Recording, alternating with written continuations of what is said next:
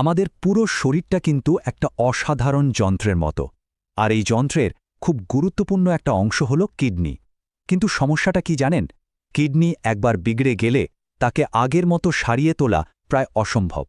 তো চলুন আজ আমরা কিডনির পাঠানো সেই সাইলেন্ট সিগন্যালগুলো বা নীরব সংকেতগুলো চিনে নেওয়ার চেষ্টা করি।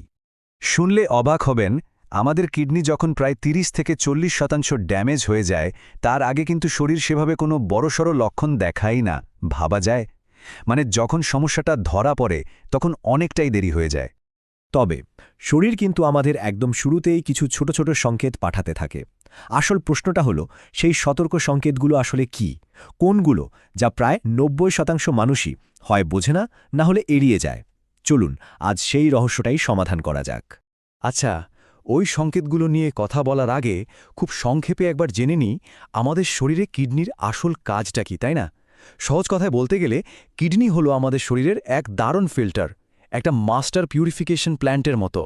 এর প্রধান কাজ হল রক্তটাকে ভালো করে ছেঁকে যত সব বর্জ্য পদার্থ আছে, যেমন ধরুন ক্রিয়েটিনিন বা ইউরিয়া, সেগুলোকে শরীর থেকে বের করে দেওয়া। শুধু এটাই না, কিডনি কিন্তু আরও অনেক কিছু করে। যেমন এরিথ্রোপোয়েটিন নামে একটা হরমোন তৈরি করে, যেটা আমাদের রেড ব্লাড সেল বা লোহিত রক্তকণিকা বানাতে সাহায্য করে। আবার রেনিন তৈরি করে, যেটা আমাদের ব্লাড প্রেশারকে কন্ট্রোলে রাখে। আর হ্যাঁ, শরীরে জল আর নুনের ব্যালেন্সটাও কিন্তু কিডনি দেখে। বেশ, কিডনির কাজ তো বোঝা গেল। এবার তাহলে আসল কথায় আসা যাক। কিডনিতে যখন সমস্যা শুরু হয়, তখন আমাদের শরীর ঠিক কোন 6টা প্রাথমিক সতর্ক সংকেত দেয়? চলুন এবার এক এক করে সেগুলো দেখে নেওয়া যাক। 1 নম্বর আর সবচেয়ে গুরুত্বপূর্ণ যে সংকেত, সেটা হলো প্রস্রাবের অভ্যাসে বা ধরনে একটা পরিবর্তন আসা। এটা এতটাই সাধারণ একটা ব্যাপার যে বেশিরভাগ মানুষই এটাকে তেমন একটা গুরুত্বই দেন না। যেমন ধরুন, যদি দিনে 10 বারের বেশি, আর বিশেষ করে রাতে বারবার, মানে 4-5 বারও যদি টয়লেটে যাওয়ার জন্য ঘুম ভেঙে যায়, তাহলে কিন্তু ব্যাপারটা ভাবার মতো। আবার ধরুন, ইউরিনে যদি খুব বেশি ফেনা হয়, অনেকটা সাবানের ফেনার মতো, তাহলে বুঝতে হবে কিডনির ফিল্টারটা লিক করছে আর প্রোটিন বেরিয়ে যাচ্ছে। এর সাথে যদি একটা তীব্র ঝাঁঝালো গন্ধ থাকে, বা জ্বালাপোড়া করে, কিংবা প্রস্রাবের ফ্লো কমে যায়, এগুলো সবই কিন্তু কিডনির সমস্যার দিকেই ইঙ্গিত করে। 2 নম্বর সংকেতটা হলো শরীর ফুলে যাওয়া, মানে শরীরের বিভিন্ন জায়গায় জল জমে যাওয়া। বিশেষ করে চোখের নিচে বা পায়ে এই ফোলা ভাবটা বেশি দেখা যায়। ডাক্তারি ভাষায় একে এডিমা বলা হয়। এই যে স্ক্রিনে দেখতে পাচ্ছেন, এটাকে বলে পিটিং এডিমা। ব্যাপারটা কি? যখন কিডনি শরীর থেকে ঠিকঠাক মতো সোডিয়াম বা নুন বের করতে পারে না, তখন শরীরে জল জমতে শুরু করে, আর তার ফলে পা বা গোড়ালি এভাবে ফুলে যায়। এখন ওই ফোলা জায়গায় যদি আঙুল দিয়ে জোরে চাপ দেওয়া হয়, তাহলে একটা গর্ত বা টোল পড়ে যায়, যেটা মিলিয়ে যেতে বেশ খানিকটা সময় নেয়। এটা কিন্তু কিডনির সমস্যার একটা বেশ বড় লক্ষণ। 3 নম্বর সংকেতটা নিয়ে অনেকেই খুব কনফিউজড হয়ে যান, সেটা হলো পিঠের ব্যথা। কিডনির ব্যথাকে প্রায় সাধারণ মাসল পেইন বা পিঠ ব্যথা বলে ভুল করা হয়, কিন্তু এদের মধ্যে একটা বড় পার্থক্য আছে। সাধারণ পিঠ ব্যথা হয় কোমরের নিচের দিকে, আর কিডনির ব্যথাটা হয় আরেকটু উপরে, মেরুদণ্ডের দুপাশে। এই ব্যথাটা বেশ গভীর আর ধারালো হয়, মনে হয় যেন ভেতর থেকে কেউ সূচ ফোটাচ্ছে। আর এর সাথে যদি জ্বর বা গা গোলানো ভাব থাকে, তাহলে তো এটা সাধারণ পিঠ ব্যথা হওয়ার সম্ভাবনা খুবই কম। চতুর্থ সংকেতটা হলো সারাক্ষণ ক্লান্ত লাগা, মানে কোনো কারণ ছাড়াই একটা ক্লান্তি, একটা অবসাদ। এমনও হতে পারে যে রাতে ভালো করে ঘুমানোর পরেও সকালে উঠে একদম ফ্রেশ লাগছে না, শরীর খুব দুর্বল লাগছে। এর পেছনে কিন্তু কিডনির একটা বড় ভূমিকা থাকতে পারে। ভাবছেন কিডনির সাথে ক্লান্তির কি সম্পর্ক? আসলে এর পেছনের বিজ্ঞানটা কিন্তু বেশ ইন্টারেস্টিং।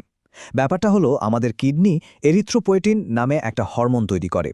যখন কিডনি ড্যামেজ হয়, তখন এই হরমোনটা কম তৈরি হয়, ফলে আমাদের শরীরে রেড ব্লাড সেল বা লোহিত রক্তকণিকাও কম তৈরি হতে থাকে। আর রেড ব্লাড সেল কমে যাওয়া মানেই হিমোগ্লোবিন কমে যাওয়া।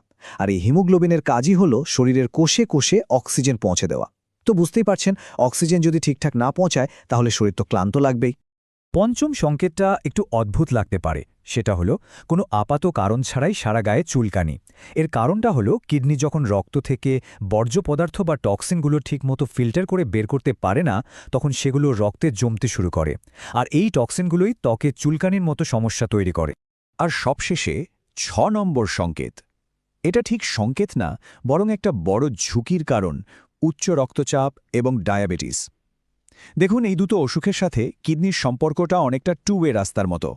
মানে হাই ব্লাড প্রেশার বা ডায়াবেটিস থাকলে কিডনি খারাপ হওয়ার ঝুঁকি বাড়ে। আবার উল্টোটাও সত্যি, কিডনি খারাপ হতে শুরু করলে ব্লাড প্রেশার বা ব্লাড সুগার লেভেলও বেড়ে যেতে পারে। তো এতক্ষণ তো আমরা সমস্যা আর তার লক্ষণগুলো নিয়ে কথা বললাম।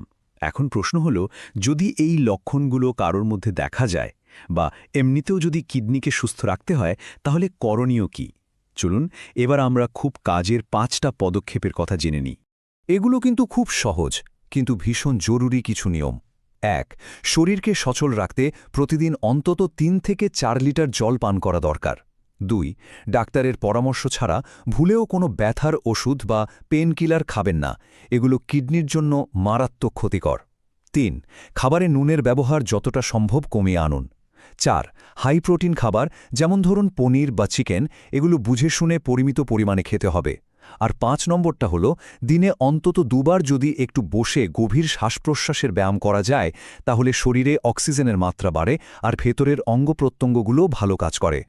সুতরাং মূল কথাটা হলো সচেতন থাকা। যদি একদম শুরুর দিকেই এই লক্ষণগুলো ধরে ফেলা যায় আর দেরি না করে একজন ডাক্তারের পরামর্শ নেওয়া যায়, তাহলে কিন্তু কিডনির বড়সড় ক্ষতি আটকানো সম্ভব। তাই আমাদের সবারই উচিত মাঝে মাঝে একটু থেমে ভাবা, আমাদের শরীরটা আসলে কি বলার চেষ্টা করছে। শরীরের সেই ছোট ছোট কথাগুলো মন দিয়ে শোনাটা কিন্তু খুবই জরুরি। সবাই সুস্থ থাকুন, ভালো থাকুন।